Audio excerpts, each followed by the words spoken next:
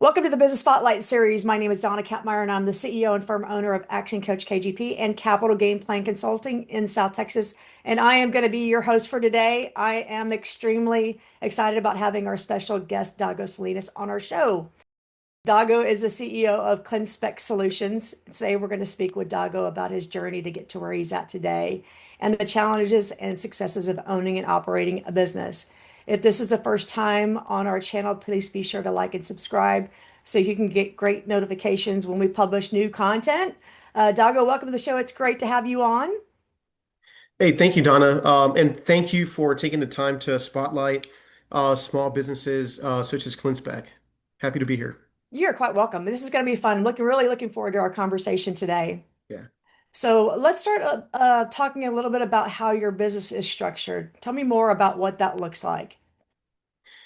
Yeah, Donna. So before I get into the business part, what I'd like to do is give you a little bit of context so that everything makes sense as we continue with the discussion.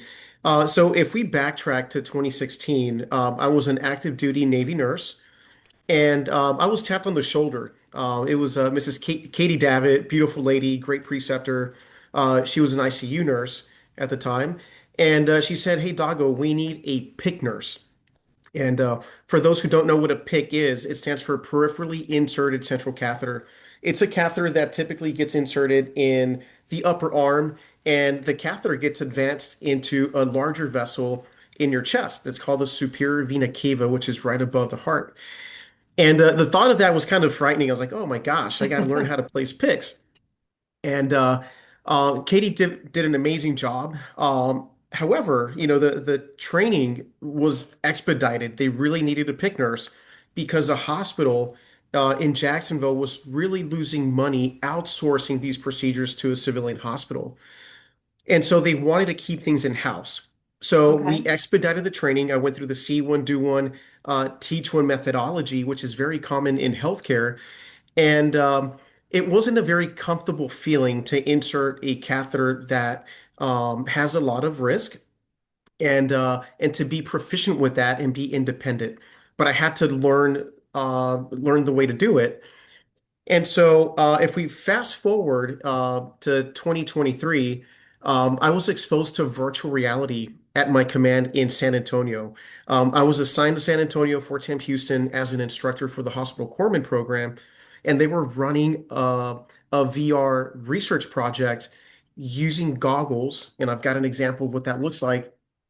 Having a VR headset like this to train our hospital corpsmen trauma procedures. It's called TCCC, so that they can better take care of our casualties overseas. And so when I put on the VR headset for the first time, that just lit up the light bulb in my head. And I said, wow, why are we not using virtual reality to better train our vascular access specialists? Imagine being able to see one, simulate many, and in the process teach a few, and then perform it on the patient, right? So that that increases confidence and procedural skills. So that's the background behind ClinSpec. And to answer your question, Donna, so ClinSpec is an LLC. It's a limited liability company. With my military background, I did complete 23 years of service. I was able to leverage the Small Business Administration to get it registered as a service disabled veteran owned small business. So that makes ClinSpec a little bit more competitive other people for government bidding. So it's a LLC. I started as a sole proprietor and eventually became a partnership with an individual. His name is Matthew Ostroff, who is just he's world renowned and is a master in vascular access. A lot of business owners might disagree with giving away equity in their company, but my philosophy is it's not about me, right? It's about a service that we're providing. And if the individual or the individuals are adding value to your company, why not share some of that equity with them so that they feel a part of the company? My goodness, I love that. And this is just huge. So let's explore that a little bit more. Why do you think business owners don't want to give that up? There's many reasons, Donna. I think a lot of it is could be intrinsic, where I don't know, there could be a little bit of greed, or maybe not even greed, maybe just inexperience working with teams. I come from a military background. I understand the value of teamwork, and interdisciplinary teamwork, to be more specific, because it's not just about nurses. Nursing is my background. I depend on an interdisciplinary team. I depend on physicians, nurses, information technologists, programmers, curriculum developers, researchers. It's a team effort. So if you don't come from that background where you're used to working with people and understand the value and diversity that other people bring into business, it's really hard to give that equity away. So part of it, Donna, could be inexperience. I think in very small cases, it could be greed, where people just don't want to give away their company. Hmm. Um, but in this company, the philosophy is that it's a team effort. We're not here for the personal gain. We're here for the benefit of others. Beautifully said, right? You're doing something bigger than yourself, and the only way that you can do that is if you involve others in it. That's exactly right. Very good. So let's talk a little bit about the company and who does your business serve? Who is your customer, if you will? Yeah, great question, Donna. So there's a couple different models that we have. One is the business to business.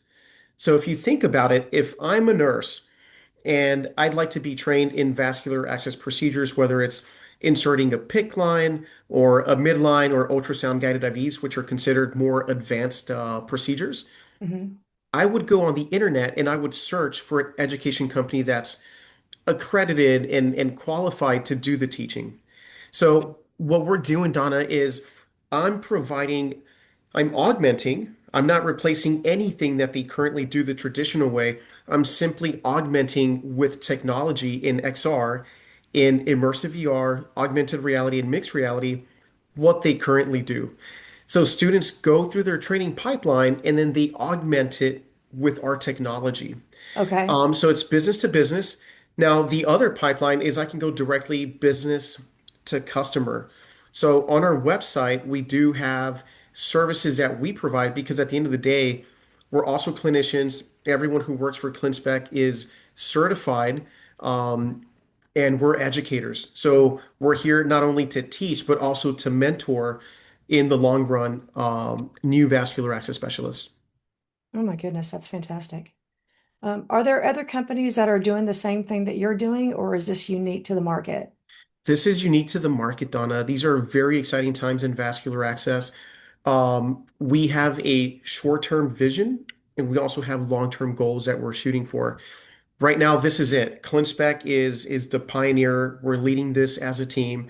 Um, Matt Ostroff, with his influence, his expertise, he lives in New Jersey, and he's got a huge network.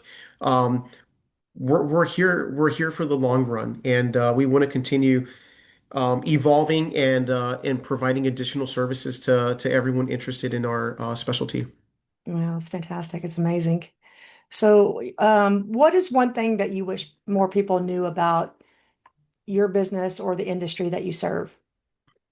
Yeah, so one key thing, Donna, is a lot of people have the misconception when we talk about XR and even artificial intelligence, a lot of flags get raised, right? A lot of red flags.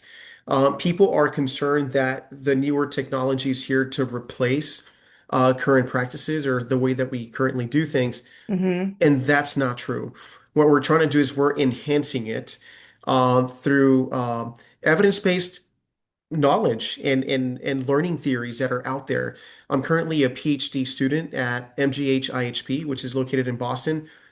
And a lot of the things that we're learning there is that um, there's specific, there's interesting ways, there's a science and there's an art to how we learn, right? So what I'm Yeah, trying to do is bring in that educational learning theory and combine it with technology in a specialty where we greatly need it. love that. With all of the advancement in technology and AI incorporated and how fast things are changing, what does business look like for you in the next 3 to 5 years? So we're currently building, we're in a development stage. So we're building, it's an initiative called VIVA, Okay. which stands for the Virtual Institute for Vascular Access. It's a metaverse-based ecosystem where we're going to be able to take learners, again, with the VR headset. People will be able to put on a VR headset or even on a mobile device or desktop computer, and we can take learners in this environment where we're not just going through PowerPoint, right? The traditional way.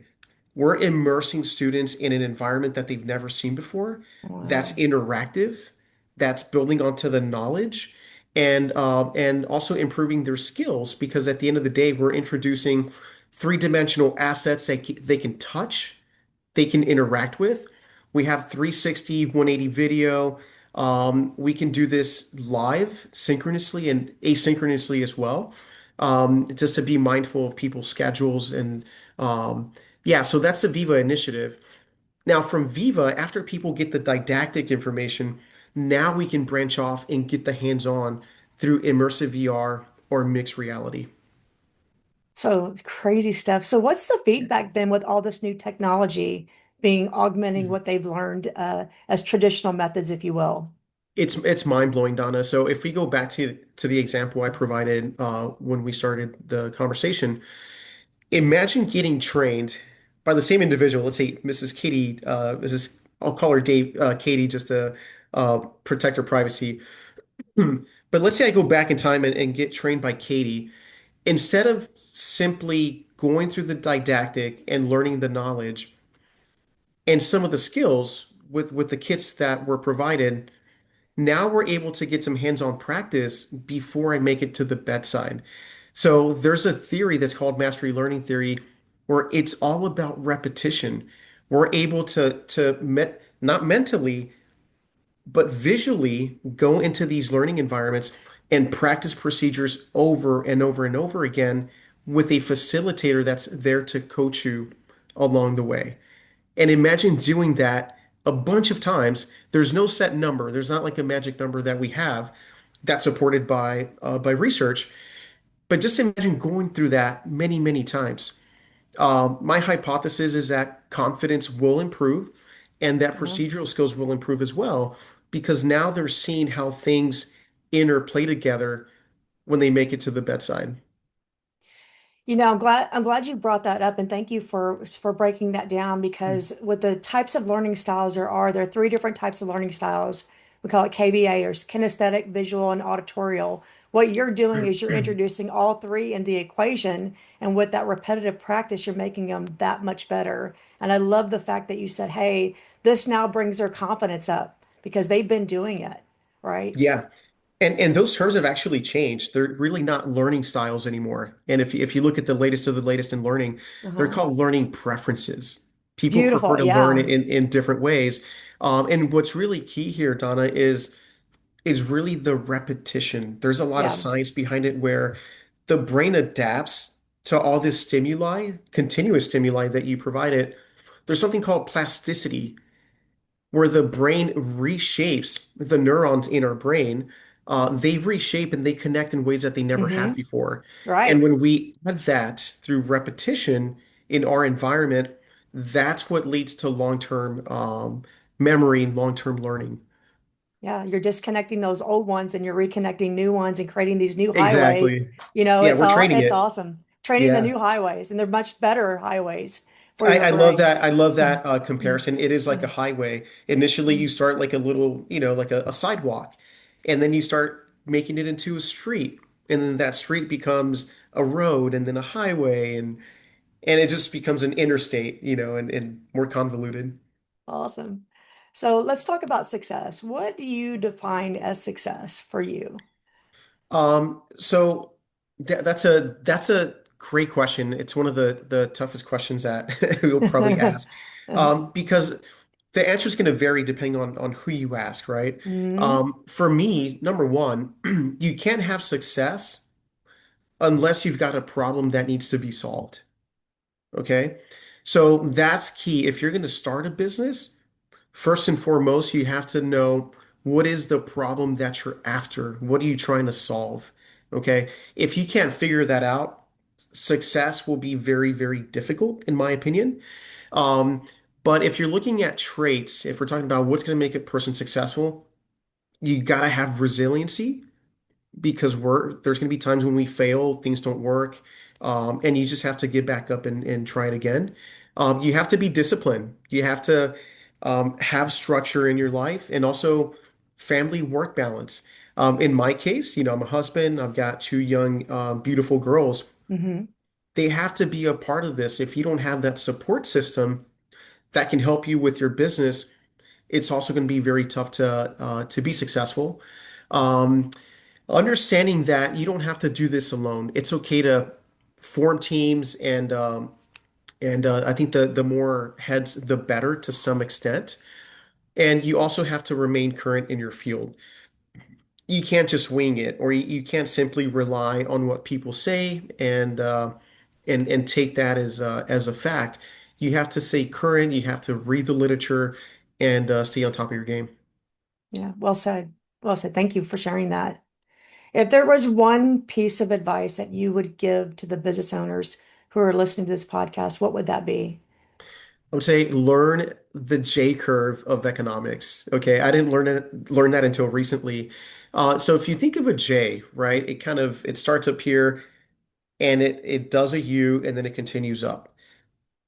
In business, and I'm sure you can really relate to this, Donna, with your own business, there's a starting point, and then you can expect that starting point to go down. There's going to be expenses, there's going to be failures, there's going to be a lot of learning curves where you feel like you're just not making progress. You're not Mhm. going anywhere. You're swimming against the current. Eventually, you're going to make that U, where if you're looking at the line when you learn how to write letters, and I'm teaching my daughter, so I know this very well. You write the U and you stop at that line. Eventually, it's going to go past the threshold where you're gaining more than what you're losing, and then things start to pick up. That time is different depending on the business. Yeah, For consultants and what we do, I think it's taken me about at least a year and a half to 2 years to start breaking that threshold. That's how long it takes, and that's how resilient one needs to be to have a consulting business. beautifully. Well said. Love that J curve, right? But you have to have patience. You have to be persistent. You Yeah, have to put the work in and day out. And so many people just give up, right? That's just one of those things. It's like, I'm done, I'm burnt out. But if you can be right. persistent and diligent and relentless, it will come. It just takes some time. And it is different for every business. You're Yeah, absolutely yeah. right. And Right. hopefully it's a lowercase j, right? Yeah. Yes. Not, yeah, Not exactly. a not an uppercase j, because then that would be a long decrease, right? And we don't want that. All right. With all these successes that you're having, right, especially where you're at in the business, if there was one area that you could improve, what would that be? Donna, I'm terrible at marketing. I'm terrible at social media. I think with balance, you have to know your weaknesses. Mm, Everyone has strengths, right? We all have strengths, we all have weaknesses. It's really doing something about those weaknesses, and doing something about it. mhm, One really cool thing that ClinSpec that I take a lot of pride in is that we've participated in a program that's called the Department of Defense Skill Bridge Program. And if you haven't heard of that, it's essentially it's a federal program where you as a company become an industry partner with the Department of Defense. And what happens is that your company gets posted, and then you're able to accept military service members as they're exiting the service. You can take them in as interns for about 3 to 4 months, 90 to okay. 120 up to 180 days, and they work with you depending on what your needs are. It's illegal to pay them, so there's not an expense. You just have to commit some time to make sure that you're doing them a service by helping them transition from the military into the civilian sector. And super proud. We've had about 20 service members so far that have been sponsored through ClinSpec. And part of that is social media. I've always had a social media service member who's really helped out and made an impact. Oh my God, that is amazing. I did not even know that existed. Yeah, a lot of people don't. So that's something I share when I meet with other business owners. Look into the Department of Defense Skill Bridge program, become a partner, and see what type of value you're able to provide to them and you'd be super surprised to see what value they're able to bring into your business. Love that. Hey, thanks for sharing that. That's great, great information. And a lot of people should be able to capitalize on that and help that transition because we know how much of a challenge that is. Oh, for sure, absolutely. Just to kind of piggyback onto that, coaching is another one, Donna. Not being afraid to reach out and find resources to help you as a business owner receive some guidance and coaching. That's something that I still haven't done, and I think that's what has got us connected. It's me kind Mhm. of raising my hand. I don't consider myself a business person, even though I'm a business owner. That sounds crazy. Mhm. But I come from the military. What I know is working with people, interpersonal skills. Mhm. I'm a clinician, but the business side is something that needs to be learned. And you don't know what you don't know. If you've heard that before, there's a lot Mhm. of things that you could learn just having the right guidance, a coach, a mentor to help you throughout the process. Well said. And you came to the right place. So thank you for sharing that as well. Um, what do you find most inspiring for you today? Um, people. People inspire me.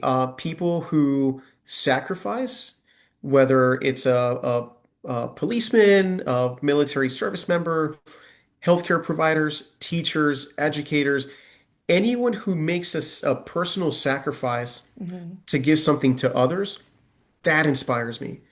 So what I do, Donna, in the year and a half to 2 years of not making any progress with my business, where I was just making tons of expenses to, I don't know, to get to a certain point, it's all worth it. Every single penny that I spend is definitely worth it because I know the potential. I know where we're headed, and it's really to make a difference in people who inspire me. And for me, that's the vascular access professional, the specialist that I truly admire because you've got a huge role in healthcare. To put that in perspective, have you ever had an IV, Donna? Have you ever been to the Yep. hospital? Yeah. Oh, Okay. yes. Yeah, so just to Mhm. put things in perspective, about 80 to 90% of patients who get admitted to a hospital will get an IV. It's the most commonly performed invasive procedure in a hospital setting. Now, out of those 30 to 40% who go to the hospital, they're considered divas. Not in a bad way. DIVA stands for difficult intravenous access. Mhm. Chances are they're going to fail the IV placement. Okay. And on average, divas get stuck about 5 to 7 times. So the chances are you're going to get stuck about 5 to 7 times before they get intravenous access in someone who's a difficult stick. Mhm. Okay. So so that means that we have a lot of work to do. We need more vascular access specialists. Um, even a second attempt or third attempt, that's not good enough. I think we can do better. So that's the mission right there. That's what we're trying Okay. to do, and it's worth every second and every penny that we've spent. And I will concur with that as a patient who has been typically they get it on the first stick, but I've experienced where it's been several times, and that's no fun at all. So if you can get Yeah. it done in one, that would be amazing. Yeah. All right, Dago, this has been awesome. So, what is the best way for our audience to get in contact with you to learn more? Yeah, so visit our website. It's www.clinspec or send me an email directly at Dago, that's spelled D as in Delta, A as in Alpha, G as in Golf, O as in Oscar, at clinspec Very good. Dago, thank you so much for sharing your story. This is fantastic, and what you have to offer is just amazing, incredible. Thank you, Donna, and thanks to you for spotlighting this. This would not happen if we didn't have, again, people who sacrifice their time to make sure that people like us and companies like ours are making a difference. So thank you.